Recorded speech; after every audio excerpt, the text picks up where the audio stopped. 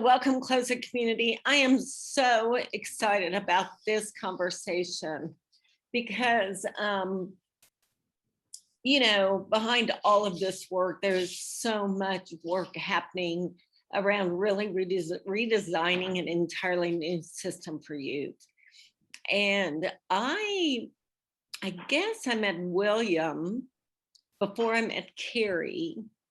But Carrie's just been, both of them have been amazing partners in this year's Closet Distributed, leading a hub around youth employment. And, the more I learn about what's happening in Kansas City and the ecosystem, I think all of us in this community have started realizing, and we knew it, but it's really becoming apparent in this community that it is so regional and local. But that doesn't mean you can't scale some of these ideas.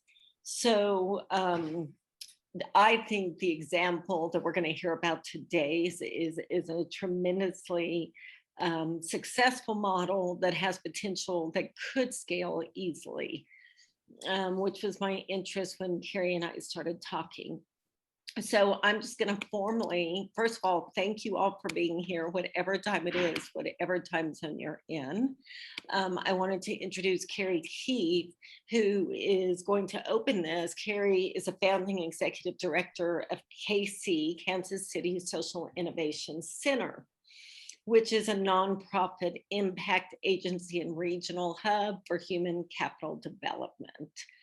Prior to launching this, Carrie had a successful 20-year marketing career with entrepreneurs and startups before jumping into a National Science Foundation grant with Mozilla on an experimental fund for next generation educational pilots that use gigabit technology. So, I mean, Carrie's a true innovator, and I think she and her team and the Kauffman Foundation have just done incredible work here. So Carrie, I wanted to, introduce you and welcome you, and thank you for pulling this session together. Jemay, thank you so much for having us today. I was thinking back today about the Closet Summit, the Closet community, and we have been part of the Closet community going back to 2016. And as a content consumer attending the summits and whatnot, but this year has been a different experience. We leveled up our game. We jumped in as an ideation hub. We were really interested in how we could create a community of practice around youth opportunity and young adult opportunity models in cities. And for those of you that know Jemay or have had a conversation with Jemay, they're high pace, high energy, lots of ideas bouncing back and forth.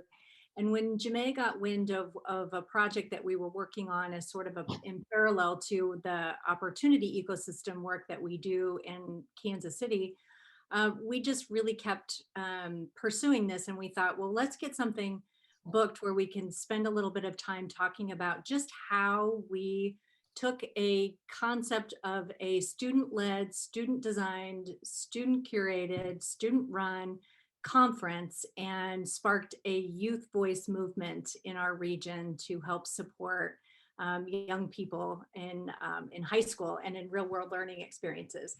So for me, the Innovation Center believes that young people are the social innovators of our time, and that through their voice and their leadership, we can actually create the change and transform our neighborhoods and our communities. We just happen to use real world learning and real world experiences to help young people engage within their communities and within the business sector to create that change. And what we were able to do because of the deep work that we do locally with high schools, working directly with students, we were able to team up with the Kauffman Foundation, who has incredible visionary leaders like Miles Sandler, who really wanted to amplify young people in pursuit of rethinking education, which has been a national conference that Kauffman has put on for a number of years. But how might we think about this through the lens of young people? What might they change if they were in the driver's seat? How would they approach their own learning journey? How might they work together to conceive of those changes? And what would that look like if we truly gave them the opportunity to have a megaphone, and they felt heard and listened to, and could really contribute to the next generation of ideas. And as we started to help them deploy upon this vision, it just became self-evident that this is not only a way for us to do real world experiences with young people, but it's a way to create change, and it's a way to reach out to young people, let them lead, let them choose, and let them do the things that they can predestine for their futures. So we've just been really fortunate to be able to be along this ride. And I will say that I think the early origins of these conversations between Miles and our resident visionary at the Innovation Center, William Dowdell. Hopefully we'll have this electric conversation today where we can impart and share with all of you what that really looked like over time, both from a strategy and visionary standpoint to the logistics, to how do you actually pull something like this off during a global pandemic, by the way, when school's not in session and students are all over the place, which is quite frankly why we are where we are. We're looking at a bunch of grown-up faces today. We really wanted to have young people here to color the conversation, because it's really what we're here to do is really hear from them.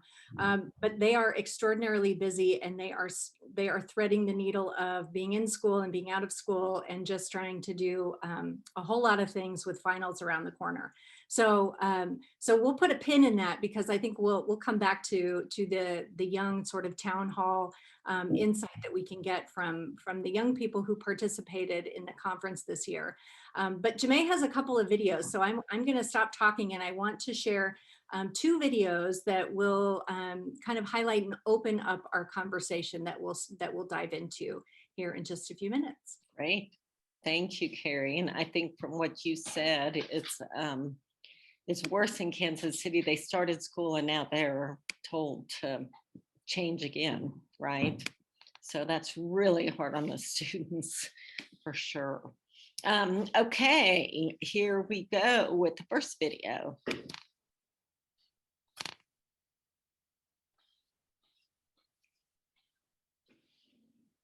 Are you ready to go on camera? Okay, you hate. That's not good. That's not us. That's, but there's another way. I guess I got to get through the ad. Sorry. Yeah, but this is really. Hey, Tiff, you want to take it over? Can you bump my other account? Do it all in Doodly's easy-to-use software. Yeah. And it just costs $67. Skip ads. Let's skip that. Let's just make sure. I hope that.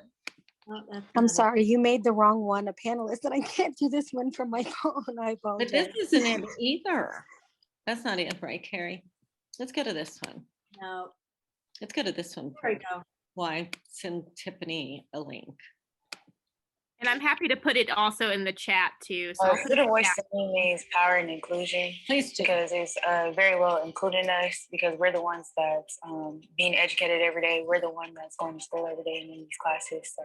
Student voice is advocating for what you believe in, what you want to see in your lifestyle, whether it's in your education, your home life, and just really what you want to see out of your life. It's important to listen to what students have to say, because they don't really know, teachers don't really know what we go through on a day-to-day basis. Times have changed, people have changed, education has changed, so that's important. It's important to listen to student voice because we are the people sitting in those classrooms, and we are going to be the future of our country. So being able to learn the way we want to is important. I see student voice within my school because we have different groups, different clubs like diversity club.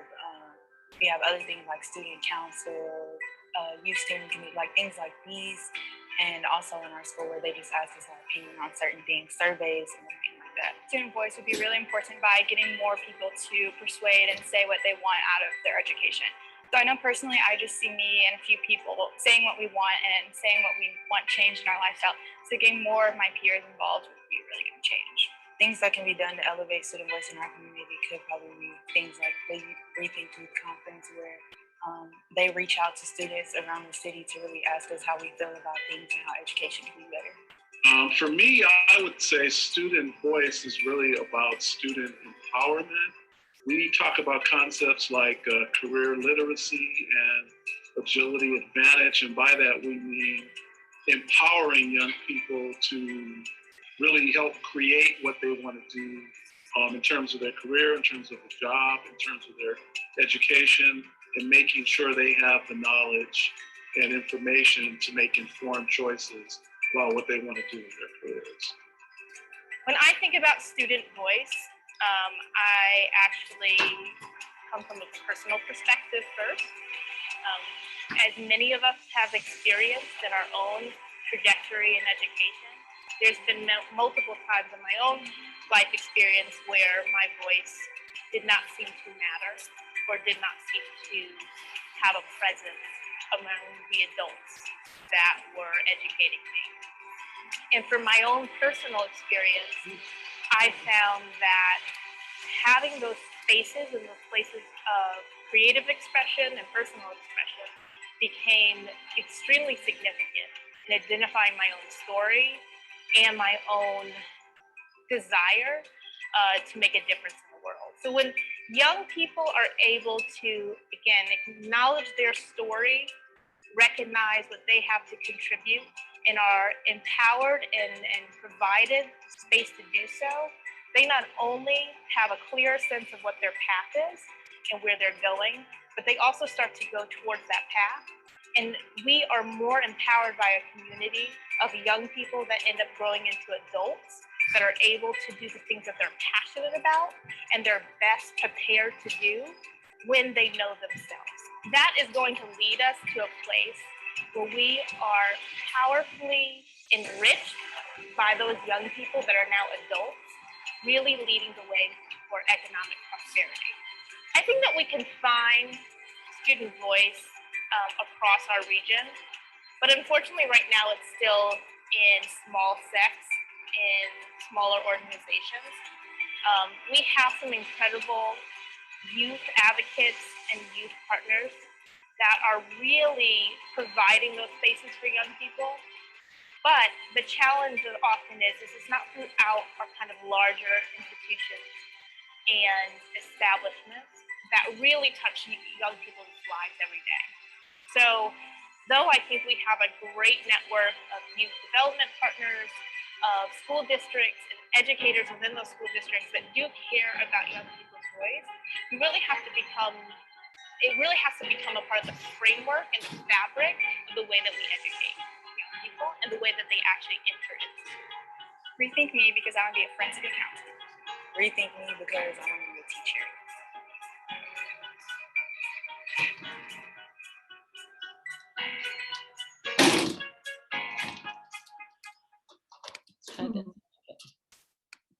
That was cool.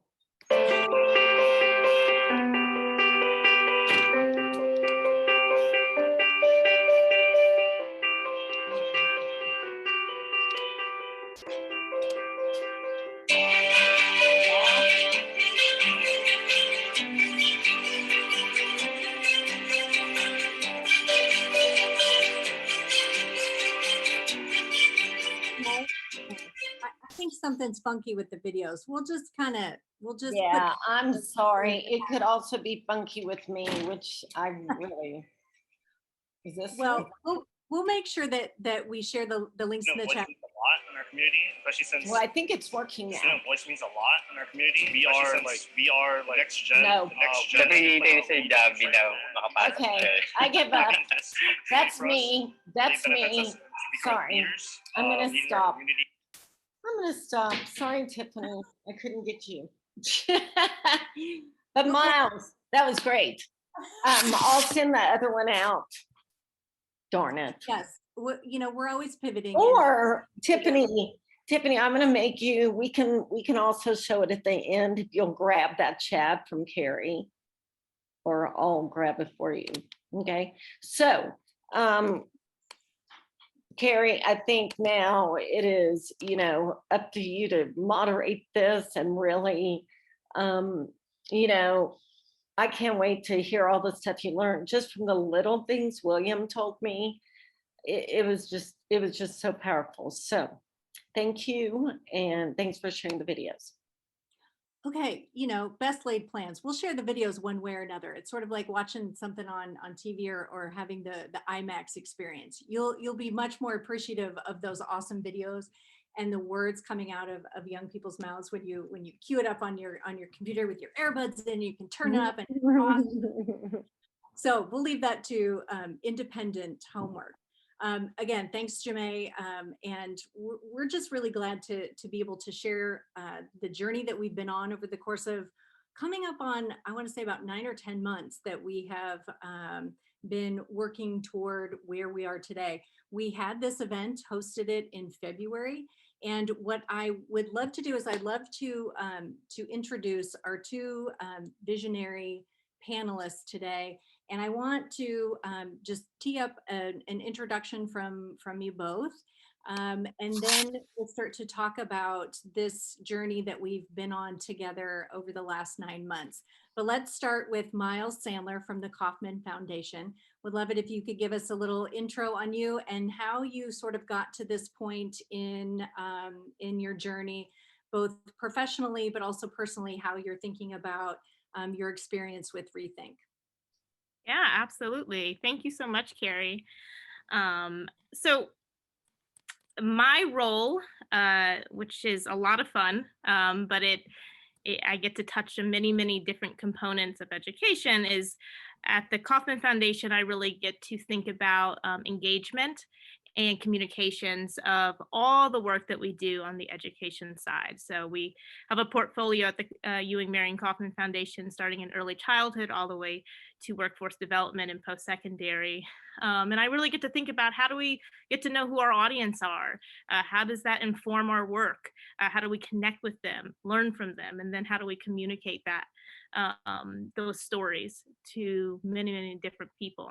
And I think within that vein, the work I did previously was at the National League of Cities, working with different communities across the country, different mayor's offices and city departments, to really think about educational initiatives and how do you connect so many different organizations and create collaborations that are therefore successful and will move the needle for young people and for families. And I think in the same regard, it always had the same baseline. The baseline of the work is always, how do we have other people listen, people that are in power, listen to the folks that are most impacted by the conditions of the institution, environment, what have you, that they are a part of. And so ultimately, in the role that I have now, when I think about the changes that we are trying to activate for education, not only does a foundation have very little power to make those changes happen, but we are ill-informed if we don't really focus on students. And so that's kind of where I come from, my perspective on the work. And then just quickly, on a personal level, why I think this work is important is truly, like, in my experience as a young person growing up, which I mentioned on the video, I often felt unseen, unheard. I was, a kid with learning disabilities in the resource room. I was in a big public high school in an inner city community, and I was, a number among lots of other kids. And the thing that was my saving grace was the fact that I was in an academy, an arts academy, and it activated and had opportunities for real expression. And the room to be able to express, to create, to explore ideas that were sometimes even controversial was truly the thing that got me through, the thing that made me feel like I had something important to talk about and say, and therefore was worth kind of trudging through high school to the next component of life. And so, I know that it saved me. I know it was important to me, and I know it's important to other young people. So. Thank you, Miles. So I have a quick question for you, bounce right back to you. You mentioned the Arts Academy was sort of instrumental in paving your path. Yeah. At the Rethink Youth Conference, you delivered a spoken word performance that, in my opinion, was a mic dropping moment.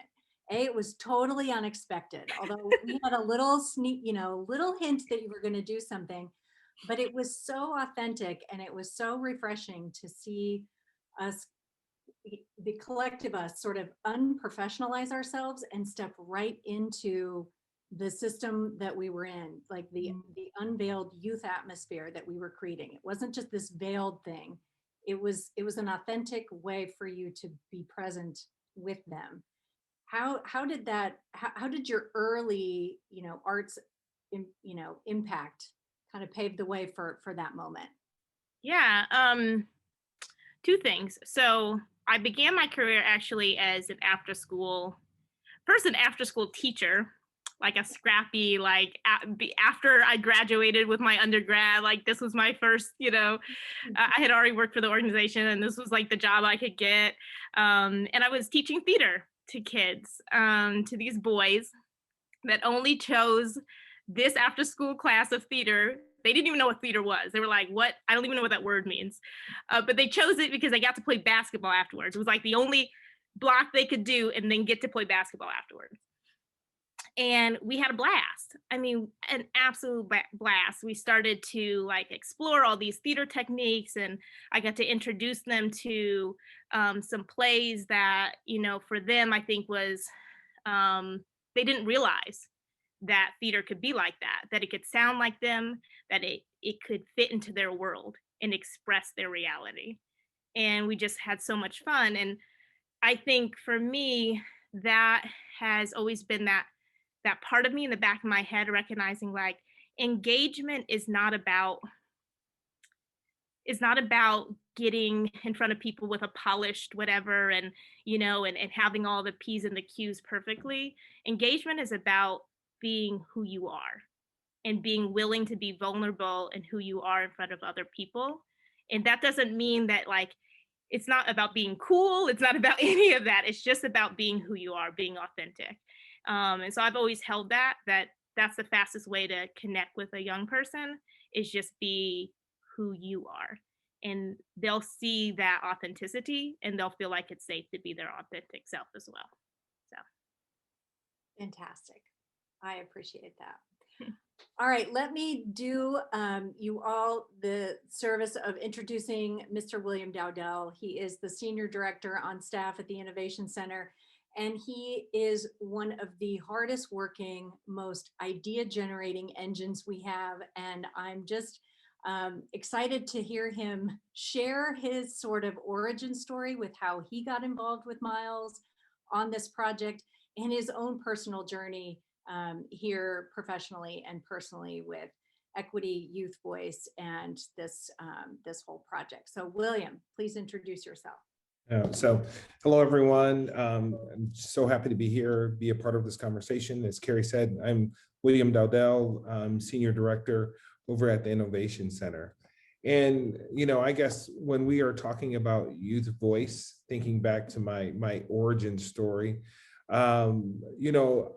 when you are a marginalized youth living in a marginalized community, sometimes the effect of that really early on sets you on a course to be a champion, because you sit in such close proximity to not having a voice. And, it was interesting. I could say, on this project, definitely what got me started in this direction was having a conversation with Miles as I was just about to get a cup of coffee, actually, as I was slipping out of a meeting early. And I was embarrassed when she actually said, William. I'm like, she sees me leaving early. But it was a huge moment, because I got in my car after our conversation and we had just initially talked about youth voice. And I had been thinking about that I had worked around in the space of youth development for like 15 years. And in that 15 years, I had been an academic coach. I had worked in the space of youth male mentorship. college access. I had done a lot of work around the effects of violent crime on youth here in Kansas City. I've been an elementary, middle school, high school teacher. I've worked in the former Soviet states around making the transitions in education, and then throughout Southeast Asia, working in a space of education and workforce. And then finally finding myself here, I'm at the Innovation Center, working in a space of youth workforce. And what I realized was during that entire time, I've never engaged with a young person. None of those opportunities had really had frameworks that would allow me to engage with a young person. They were just simply not built in. And I had done all of this work and realized I had only been speaking to adults about young people, and in some extremely heavy areas. And so when Miles and I had that conversation, I really saw it as an opportunity to hand the mic to students. And really the work of the conference was just that initial push, that when you're kind of propelling someone forward. And really, I really saw my job as to build a safe space, but to really give them a nice, push forward, so they can get the conversation going, and really take it from there. So, it's a combination of things that have gone right. It's a combination of things that have gone wrong. The other piece, which was just amazing, is I am a person who loves working in close proximity. I like boots on the ground. And I was just thinking, we were in the middle of a pandemic and we had some extreme temperatures and extreme weathers. And so I think at first blush, someone would say, well, you were driving all over and talking to all these kids at schools, but really it was an opportunity. Why so many people were locked away in their homes and still locked away in their offices, I got to engage with youth.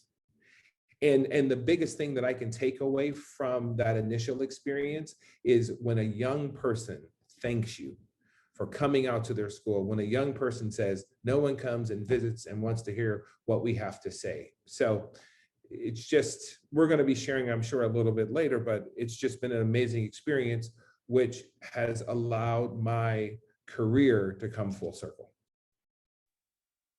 Thank you, William. Okay, so I'm going to force us to do a little level setting. And so William, if you wouldn't mind, let's just assume that we have people watching us who have no idea what the Rethink Youth Conference is.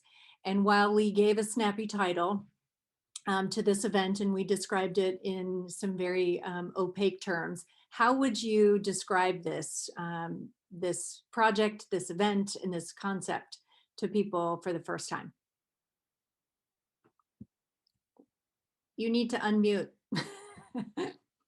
I would say, because this is a little nerve-wracking, because of course, Rethink is a byproduct, or Rethink Youth is a byproduct of the work that has been going on with RETHINK, which of course we got, it's some of the great work that Miles and her team have been doing.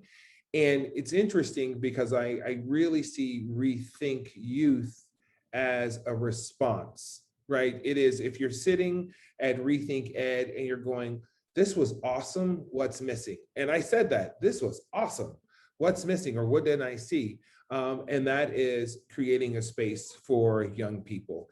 And it is a convening of minds, it's a convening of innovation. It's also a convening of consensus.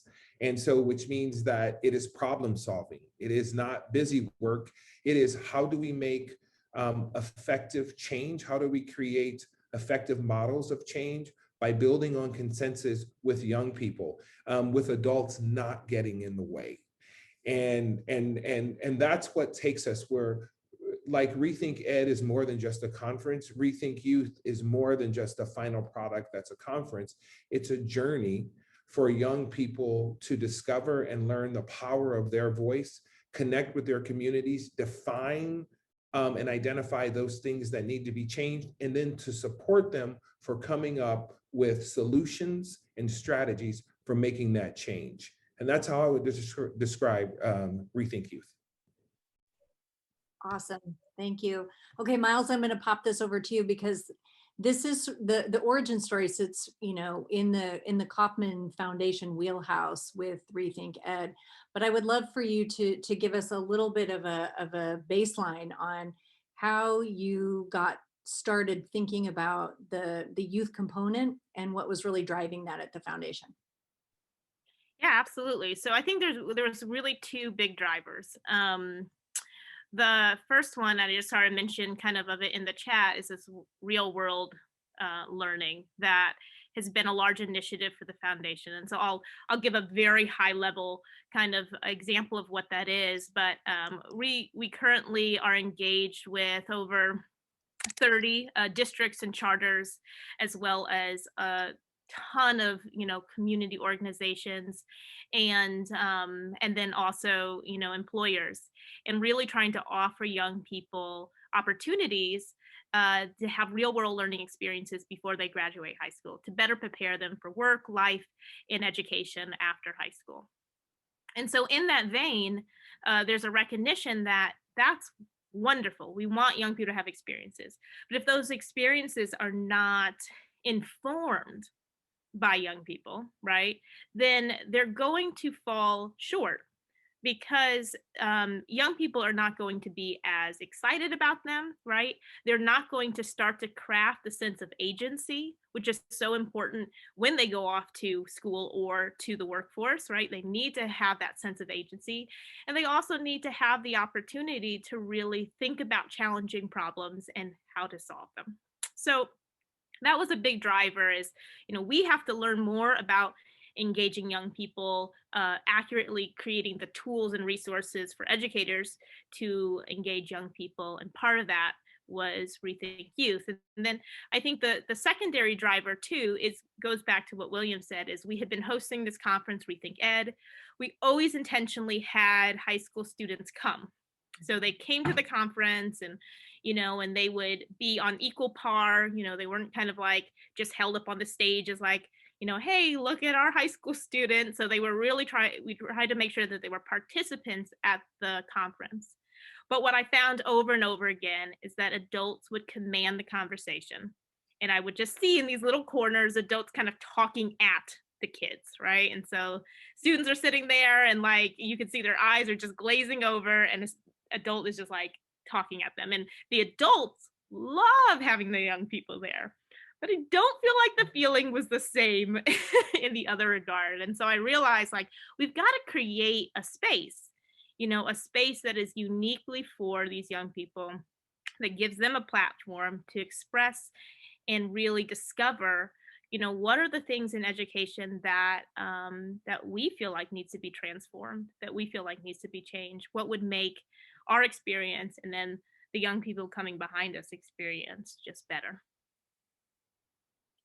That's so exactly right. And I cannot tell you how many rooms I've been in. I've been in those conferences, and I've been one of those adults too. We all have. Yeah. So yes, I completely relate. So one of the things that was so interesting, compelling around this project is the duality of it.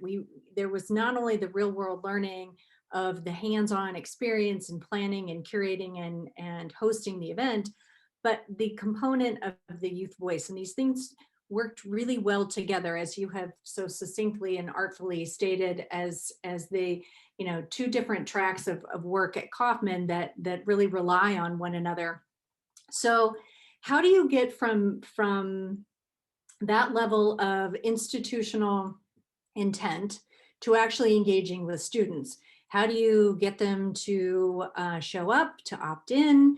What was your engagement strategy, and how did you actually work with the students, and how did you find them? And so if you can talk a little bit about just the logistics of where and how did you get students to participate, and go so far, like, how did you get the types of productive sequencing and work out of young people?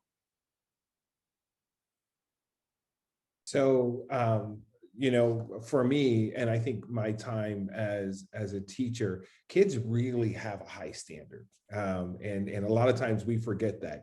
And so some of the most successful teachers are teachers who are coming prepared because it's also the standard of the students. And students tend to, I believe, check out when you don't bring your A game, because you're sending a message, like the meta message is you're not worth it.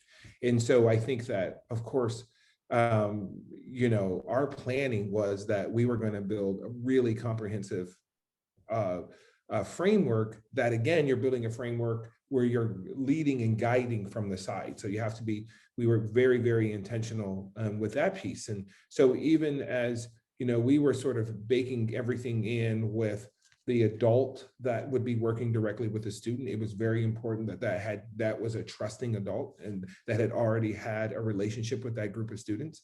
And it was also very important to send a message early on that every adult who was based in the school with the student was a guest and they were guiding from the side. So it was very important that we were able to acclimate all adults involved, that this is about student voice. And so we're going to be feeding you more information about what that means. And so that may force you, that may challenge your own, you know, your own pedagogy on how you engage with students.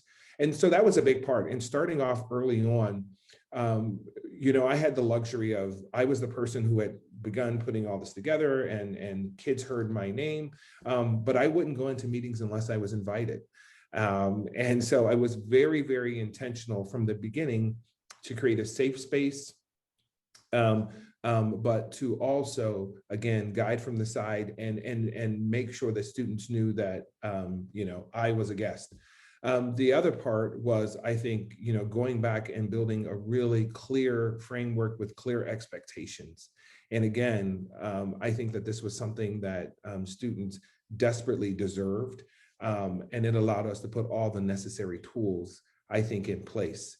And then once we started with the conversations, or they started with the conversations, it was really empowering students so they had a full understanding of my concept of student voice, and then to assist and help them come up with their own definitions and concepts of student voice. That was very important.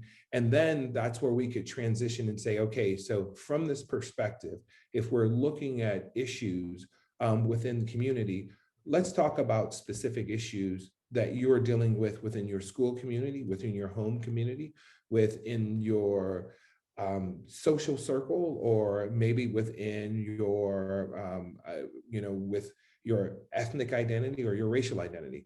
And so just, you know, I was really excited to see the topics that kids came up with, but what was even more exciting is see the topics that they passed on. And so I think early on, by establishing ownership and also going into every situation, understanding that I would have to be the headwind pushing back on these sort of accepted ideas of power. And that was every step of the way. Just really democratizing the experience, flattening the experience as much as possible. And then I actually had to win the kids over because they were sort of skeptical. They're like, whoa, you really, you know, this is really coming from me, and we can talk about anything and we can go in any direction. So I would say all of that was needed, making sure that we were prepared, making sure that students had everything they needed and they were informed. And then the biggest part was, I think, affirming the students every day. As most people know, I weekly met with every one of the groups and every one of the schools. And so definitely giving those affirmations, I think, went a long way. And then also sharing with students what I learned from them that week. And that was the model of an affirmation, and also sharing what I had learned. And I learned a great deal. And I think that bringing all of that together, and it of course helped because we had so much support coming from the Kaufman team, just created a perfect storm. Can I add like my 2 cents onto that? So what you all don't know is that William is brilliant. Well, you may know that now, but I'm gonna add that in. what I thought was really impressive about the kind of the process that was established is, first of all, there was kind of an executive committee of young people, and they were really the foundation, right? So they really kind of kept it all moving forward consistently. And then just to give you guys an understanding of scale and how much work went into this, there was 10 school communities, right? So these are 10 separate groups of young people in different school buildings. And when William talks about high expectations, I personally had a lot of doubts that this would work. And he was like, no, it's going to work. And it did. But the high expectation was like, they all created their own reports, presentations, and then presented those on their idea. It was informed by data. Some of them had done some research, you know, whether it be a survey or what have you. I mean, it was really like better than the adults that I've had present at RETHINK Ed. So it was just very, very comprehensive, and they really owned that process. They took an idea from the very beginning all the way to the end and said, hey, like, this is what bothers us. This is what we want to understand and learn about. And then here's some solutions by the end that we feel like would make this better. So it was just very, very high level. So how much do you contribute to the game change for those young people? Because I can speak as a witness of this. It was high standards, thorough.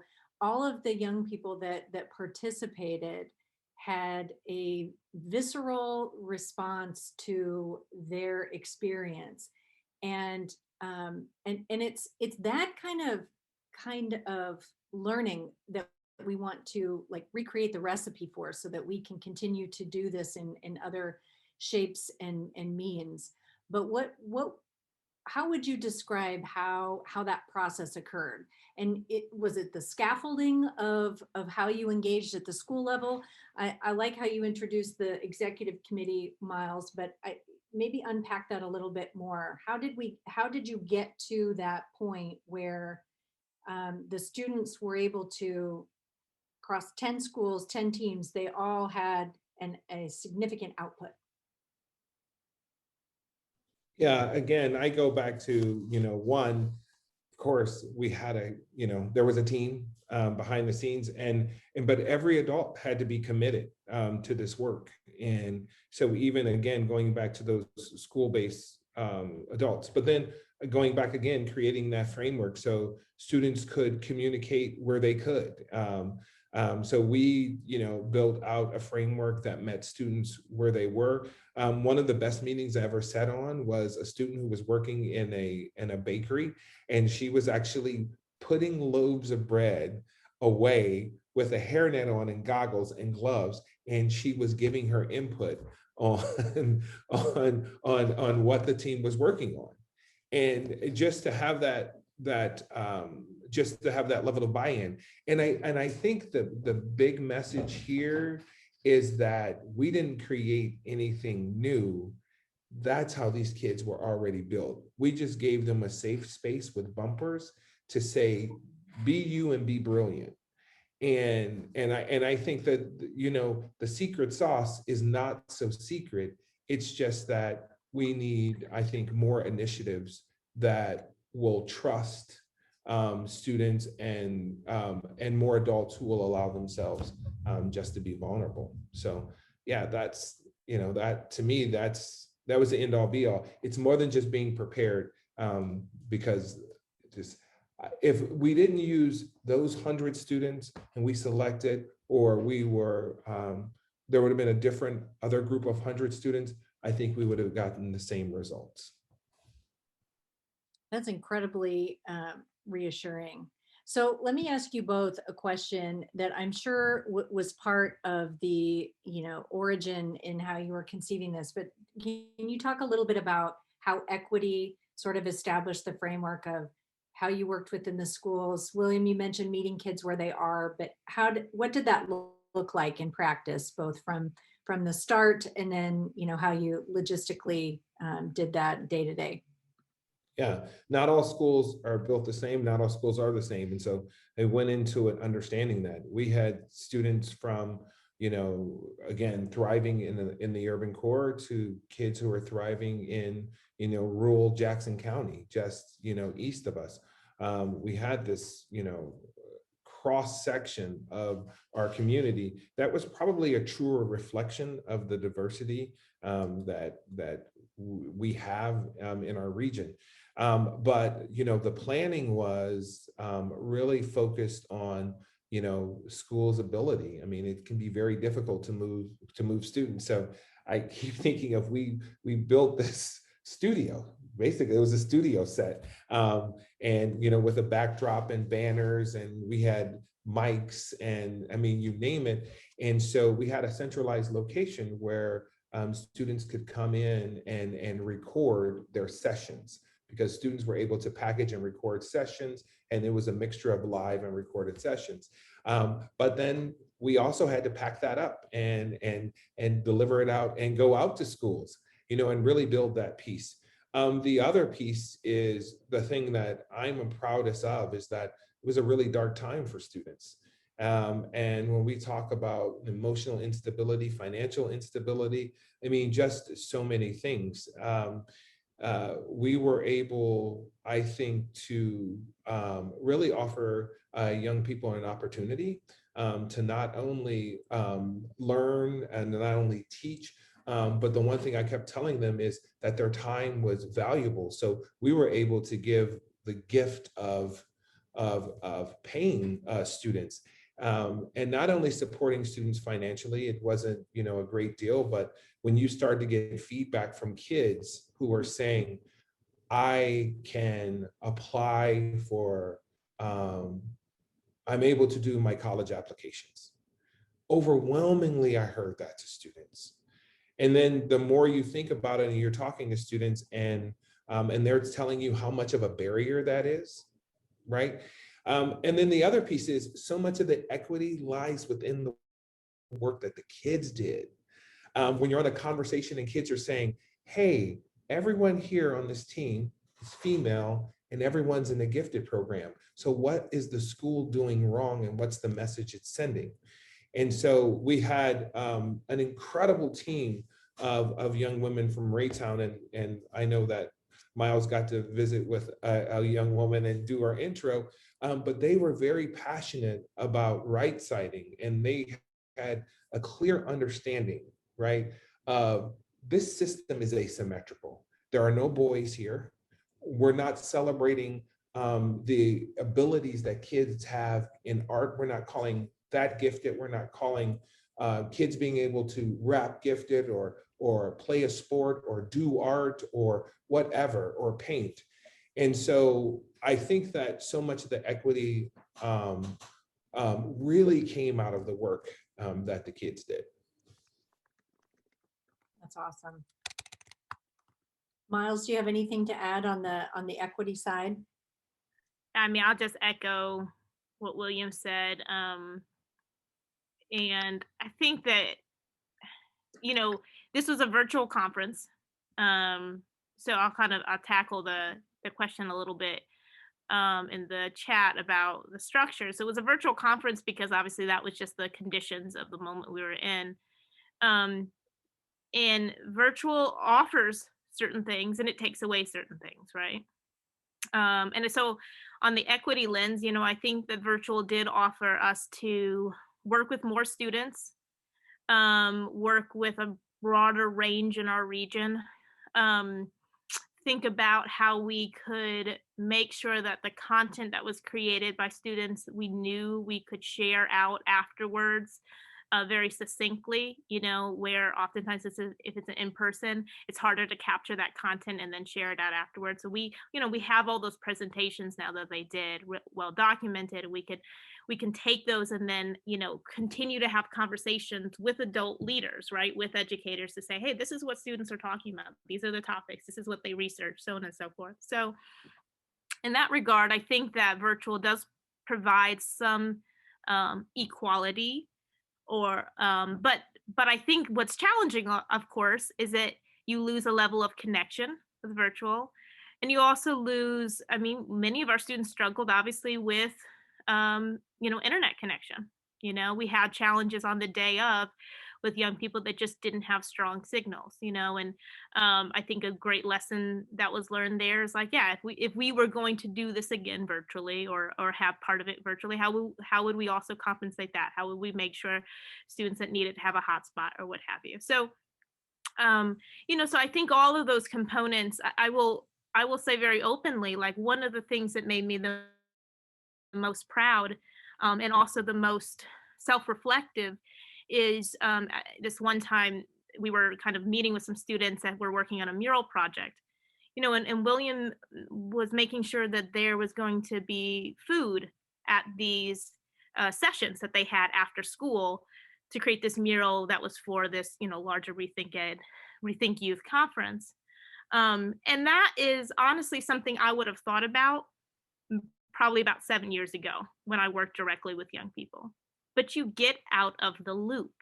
And so I think anyone that is in this space that becomes an administrator or, you know, they work in a nonprofit or they work in a foundation, you get out of the loop. And if you are able enough to humble yourself enough to know that you'll do that and not get back to personally or connect with people personally that work with young people day to day, or just get with those young people and retrain yourself to think and be in their life and their experience, then I think, yeah, we lose our equity lens. I think we lose components that are necessary to make this work really fly, so to speak. And so I think that's something for me, part of this process, and I hope it is for other adults that got to be a part of this process, is also it's also that self-reflection and that just reminder of what equity really looks like. And that's just getting back to authentic conversations with folks that are actually the end receivers oftentimes of the systems that we build, or at least are a part of. So true. Thank you, Miles. So a couple questions in the chat regarding the structure of the actual event. What did the day and a half session makeup look like? And so if you could talk just a little bit about what it actually looked like in footprint, and then maybe some of the meat and potatoes behind it.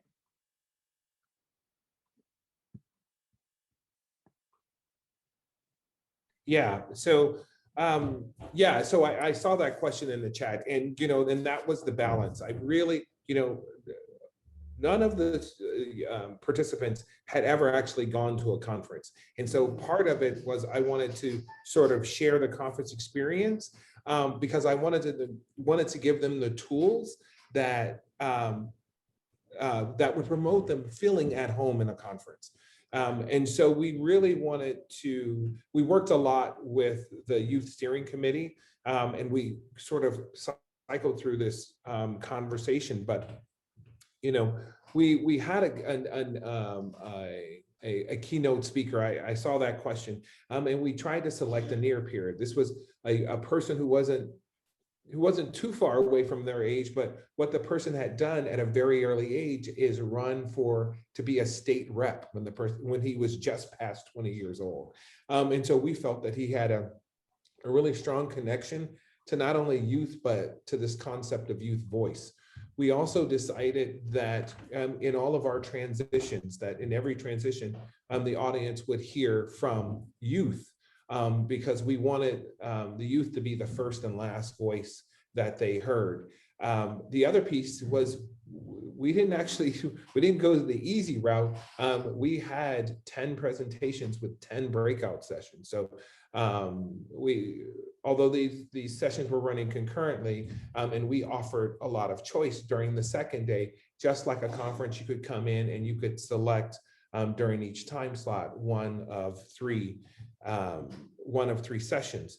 But during the first day, which I really enjoyed, the first day we wanted to mix it up and really, again, hear from students.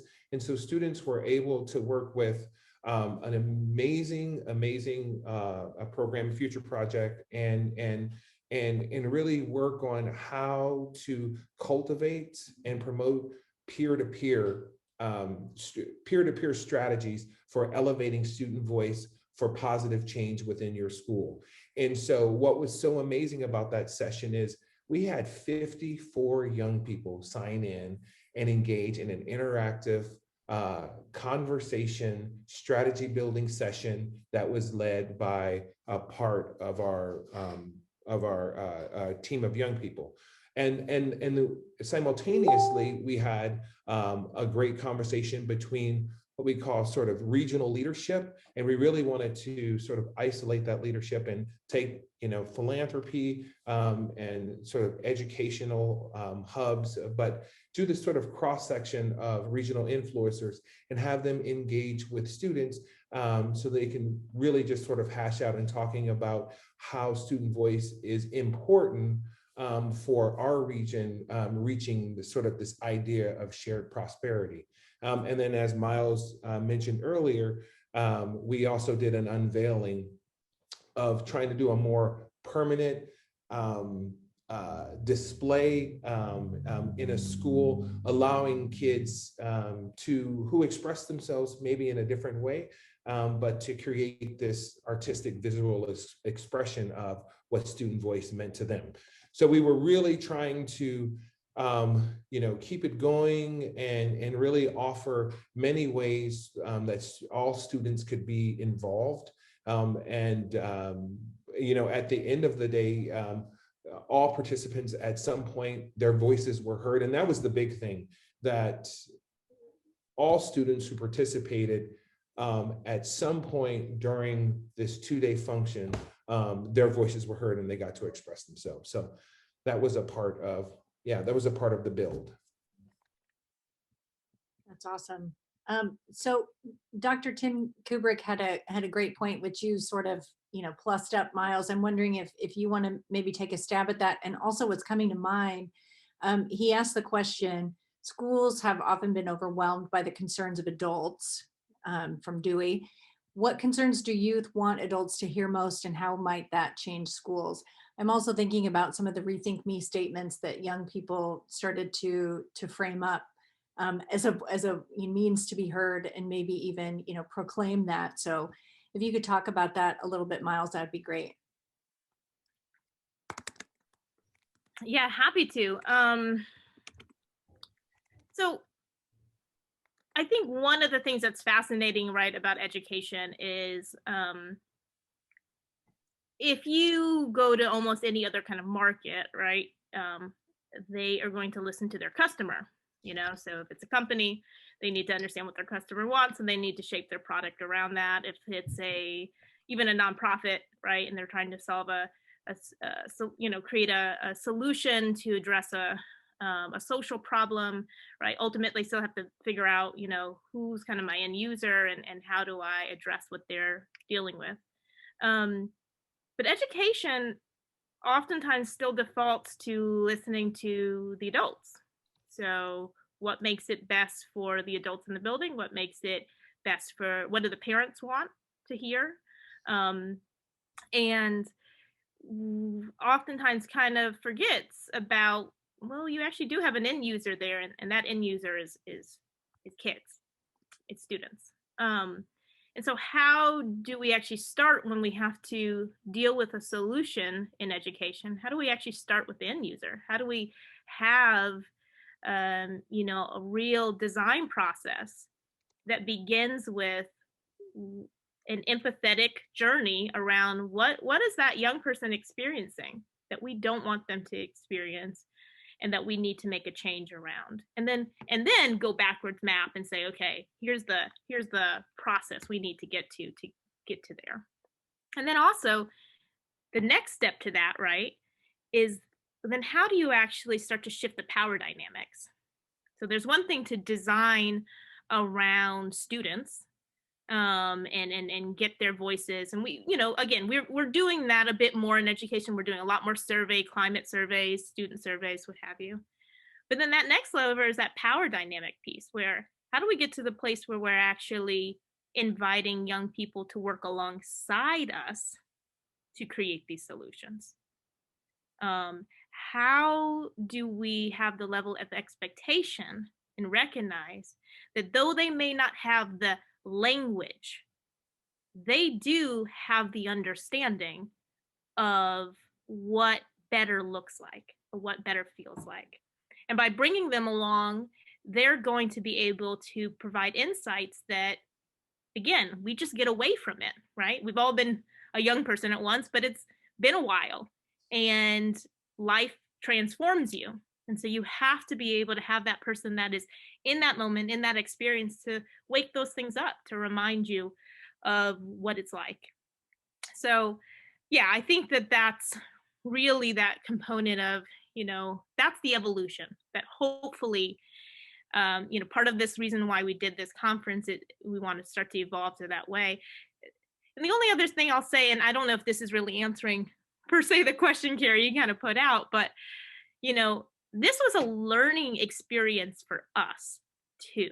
I don't want to pretend like this was like we knew exactly what we were doing, and and I also don't want to say that pretend like this went perfectly. This was a learning experience where we said, okay, great, like we got somewhere. We liked a lot of the things that came out of it, and we also recognize there's a lot of things that we want to keep evolving with. And I think what's important about that is you just have to start. It's not about getting it right. We sometimes, again, as adults, get frozen by perfectionism, right? And that's the beauty of like young people. That's the beauty of kids, is like they don't get frozen by perfectionism. Now we start to mold them that way, but they really don't. They start with a place of like, do I want to do this, right? Like, is this going to bring me joy? and is this going to be fulfilling? And if they can answer those two questions, they jump in, they just dive in, and they do whatever they're going to do with it. And they come out on the other side with a learning experience. So I think as adults, that's what we need to get to. We just need to get to that place of like, does this bring me joy? Is this going to be a fulfilling opportunity? All right, let's just jump in. Let's figure it out. And we'll definitely learn on the other side. That's a great point. It's such a startup mentality, right? To be that agile as an organization, it really takes you kind of de-establishing some of those organizational norms that sometimes trap us in ways, especially in the education system. I want to leave room for another question as we kind of wind down. It's the top of the hour. People are kind of bouncing out. But I wanted to give an opportunity for the chat. There were a couple questions just about the core content that the students landed on. And so I wanted to tee that up for William to talk a little bit about the sessions themselves.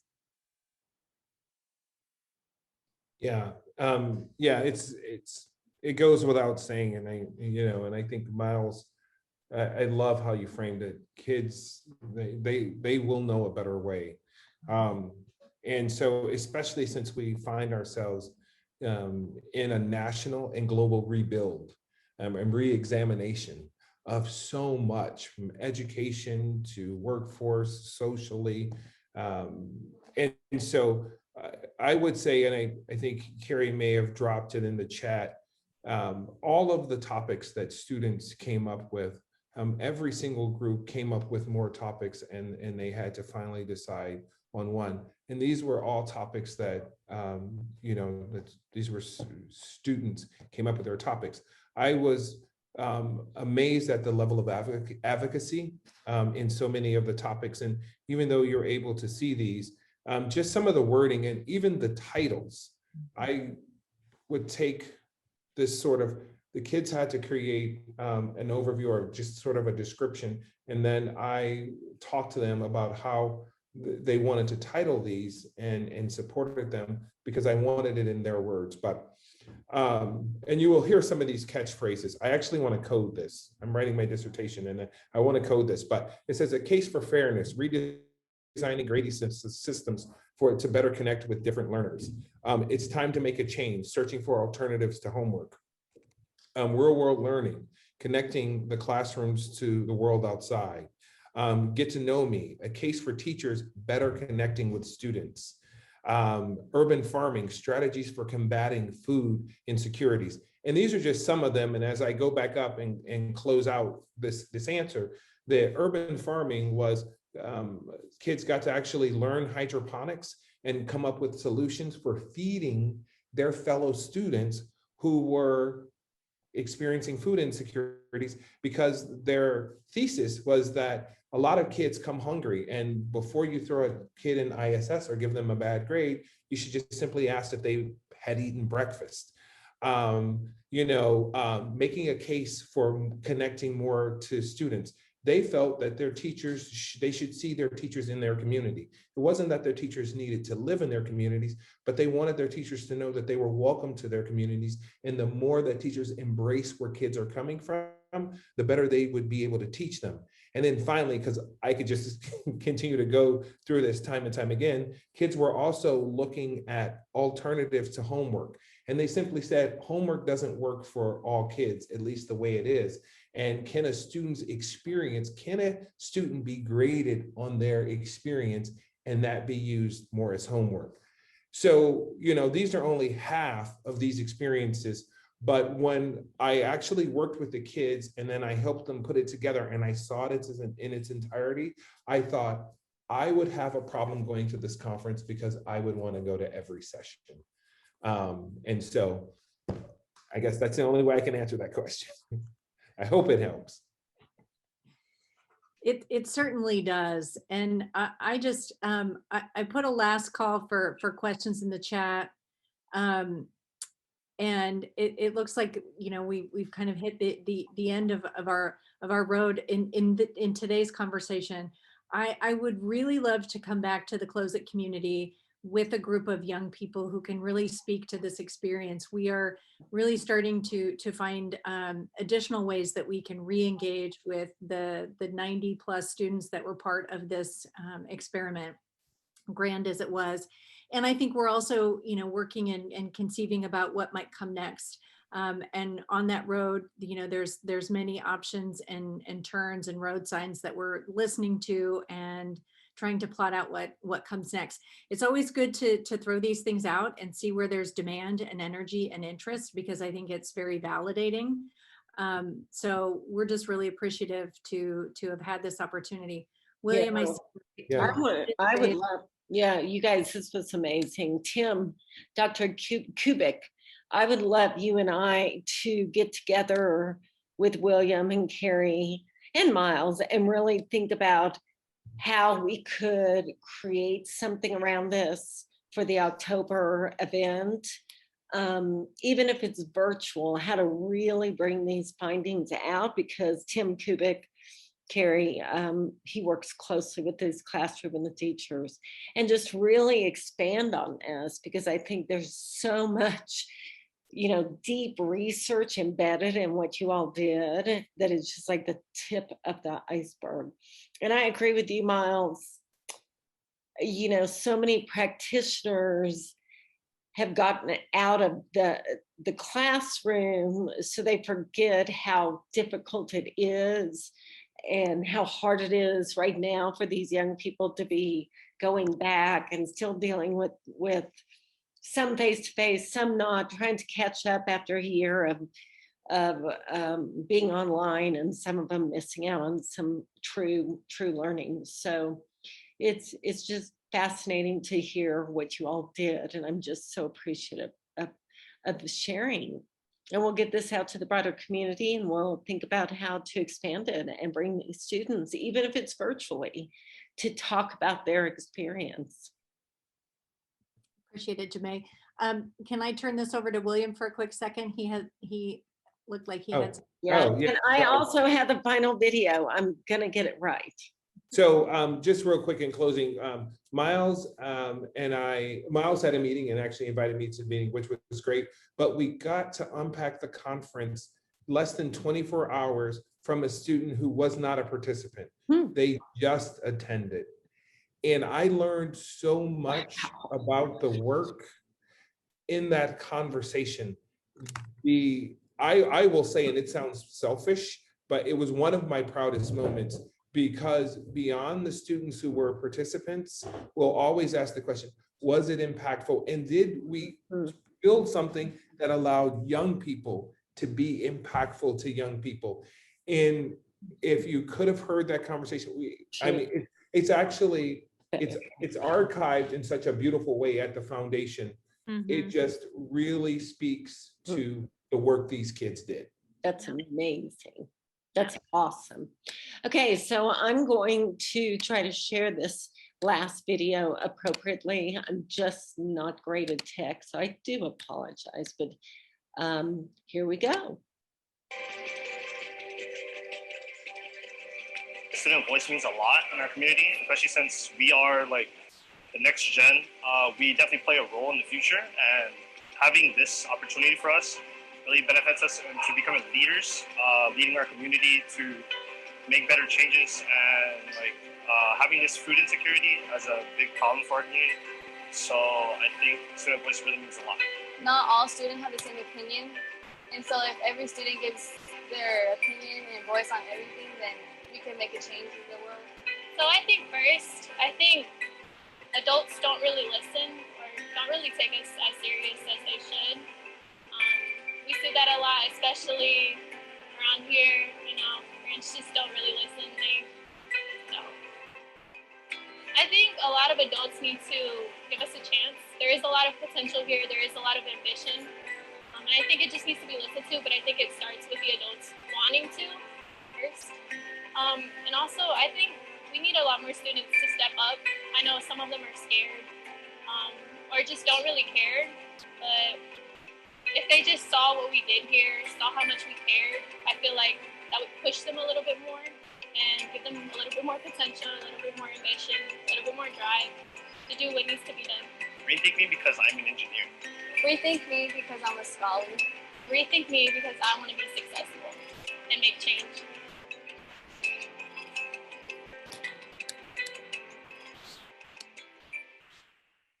That's awesome. So that's great. Closing comments. I think, William, you may have had yours, but Carrie, you want to close it out with the team? For just $67, you can make as many videos as you want. Sorry. Well, that's more exciting than what I was going to say, which was really Like just, I said, I'm not technologically savvy, and my team knows it. But you know, they always say, people who say they're not good at math, it's the same thing, you know. That's just not true. No, we just really love to be able to get this concept out on the road. It helps to reinforce not only what we've done and what we're thinking, but what we're doing next. And we just appreciate that there were people who wanted to tune in and hear about this work, and we'll keep you posted. So here's to the next conversation. yeah, thank you guys so much. Thank you. Good work. Congratulations. Bye.